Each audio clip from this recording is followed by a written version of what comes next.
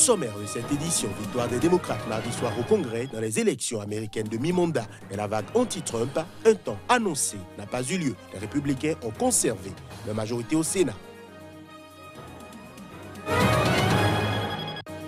Ouverture des bureaux de vote dès 6 heures locales à Madagascar pour le premier tour de la présidentielle. 3 anciens chefs de l'État font figure de favoris dans ce pays à l'histoire politique mouvementée. Enfin, rénovation dans le quartier islamique du Caire en Égypte. Des ouvriers redonnent vie aux murailles du XIIIe siècle de la mosquée de Baybars, théâtre d'une dégradation accrue après 2011.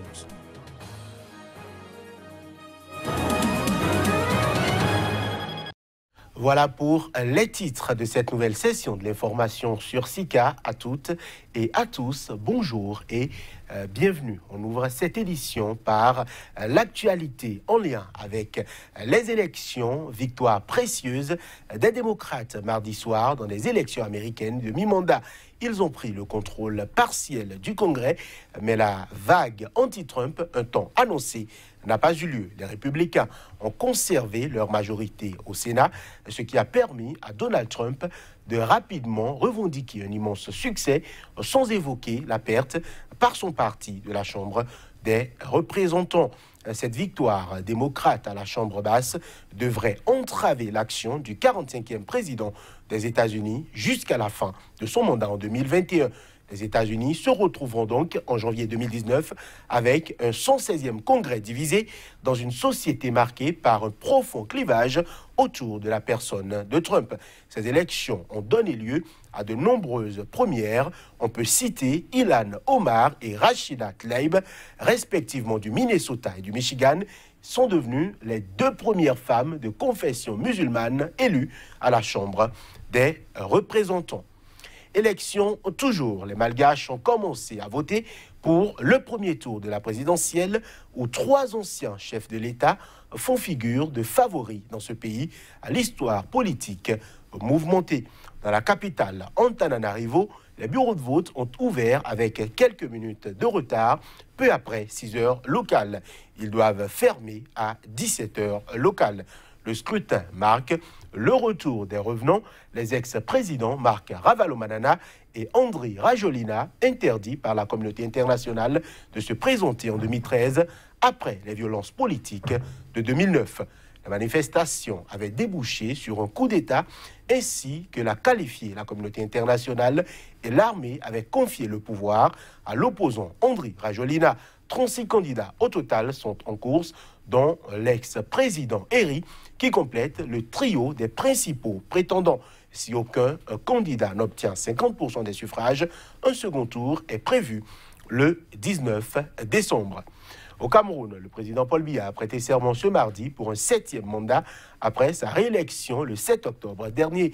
Avec plus de 71% des voix, la prestation s'est déroulée devant les députés et les corps constitués rassemblés à l'Assemblée nationale de Yaoundé, une cérémonie durant laquelle le président camerounais a reconnu les frustrations et les aspirations en zone anglophone. Les images. La prestation de serment du président Paul Biya pour un 7e mandat s'est déroulée ce mardi devant les députés et les corps constitués rassemblés à l'Assemblée nationale de Yaoundé. Le président camerounais a reconnu mardi les frustrations dans les régions anglophones du nord-ouest et du sud-ouest en proie à un conflit armé dans un discours prononcé après sa prestation de serment à Yaoundé. Je veux souligner que je me suis attentivement penché sur les frustrations et les aspirations de la grande majorité de nos compatriotes du nord-ouest et du sud-ouest.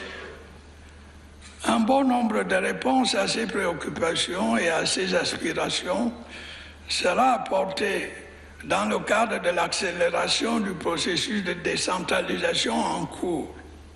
Dénonçant le joug extrémiste qui fait régner la terreur et la désolation et les entrepreneurs de guerre, Il a appelé les séparatistes armés à déposer les armes et à retrouver le droit chemin. Dans les deux régions anglophones du nord-ouest et du sud-ouest, un conflit armé oppose depuis fin 2017 des séparatistes armés aux forces de sécurité camerounaises et a déjà forcé plus de 300 000 personnes à fuir leur domicile. Lundi, 79 élèves d'un collège protestant de Bamenda, la capitale régionale du nord-ouest, ont été enlevés par des hommes armés. Les autorités qui refusent le dialogue avec les séparatistes qu'elles qualifient de terroristes ont procédé depuis début 2018 à un important déploiement de forces de sécurité pour rétablir l'ordre, mais sans succès. Et puis à la suite de cet élément, retenons que des 79 élèves enlevés lundi dans la région nord-ouest du Cameroun, 11 apparaissent dans une vidéo obtenue par l'agence France Presse. Dans cette vidéo, les élèves d'une quinzaine d'années indiquent avoir été enlevés à la Presbyterian Secondary School de Bamenda par les Omba Boys, les séparatistes anglophones. Reportage. 79 élèves ont été enlevés lundi dans la région du nord-ouest du Cameroun. C'est le plus important kidnapping dans cette zone anglophone depuis le début du conflit entre des séparatistes et l'armée. Ce type d'enlèvement de masse d'élèves est pratiqué dans le nord du Nigeria voisin par le groupe djihadiste Boko Haram, comme à Chibok où plus de 200 jeunes filles avaient été enlevées dans leur internat en 2014. 79 élèves et 3 encadreurs de la Presbyterian Secondary School de Bamenda ont été enlevés. Dans une vidéo de 6 minutes, 11 garçons d'une quinzaine d'années déclinent un à un en anglais leur identité et indiquent avoir été enlevés par les Omba Boys, les séparatistes anglophones. La vidéo n'a pu être authentifiée de sources indépendantes.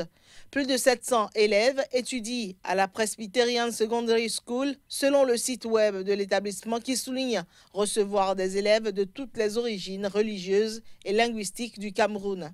Cet enlèvement de masse est survenu à la veille de la prestation de serment du président Paul Biya, réélu pour un 7e mandat. Dans la même région du nord-ouest du Cameroun, le sous-préfet de l'arrondissement de Noni a également été enlevé dimanche. Dans les deux régions anglophones du nord-ouest et du sud-ouest, une crise sociopolitique sans précédent est installée fin 2016. Elle s'est transformée fin 2017 en un conflit armé. Cette édition se poursuit au Niger. Le parti qui a donné au pays son premier président démocratiquement élu en 1993 veut recoller les morceaux. Victime de plusieurs dissensions, la Convention démocratique et sociale vient de tenir son 8e congrès extraordinaire, à l'issue duquel les nouveaux dirigeants se sont fixés comme objectif reconquérir leur place de premier grand parti politique. On fait le point avec notre correspondant au Niger, Abdelkarim Mahamadou. C'est à l'unanimité que les délégués qui ont pris part à la 15e délégation nationale et le 8e congrès extraordinaire ont plébiscité le président par intérim, Maître Boubacar Madougou. Ils ont ainsi définitivement tourné la page de l'ex-ministre Abdoulabou déchu de ses droits civiques et politiques après sa condamnation à 1 an de prison ferme dans l'affaire dite de supposition d'enfant. Le nouveau dirigeant veulent redorer le blason du parti et reconquérir leur place de leader lorsque la Convention démocratique et sociale a donné au Niger son premier président démocratiquement élu après la conférence nationale souveraine de 1991 en la personne de Mahaman Ousmane. Depuis, le parti a traversé plusieurs crises qui ont donné naissance à plusieurs partis politiques et vient de consacrer son 3e président qui a pour ambition de rénover le parti pour qu'il soit uni et fort. CDS Rama a connu tellement de soubresauts, mais à partir de ce congrès, je vais vous dire ici que le CDS sera sur des rails et pouvoir affronter les élections de 2021. C'est vrai, il y a eu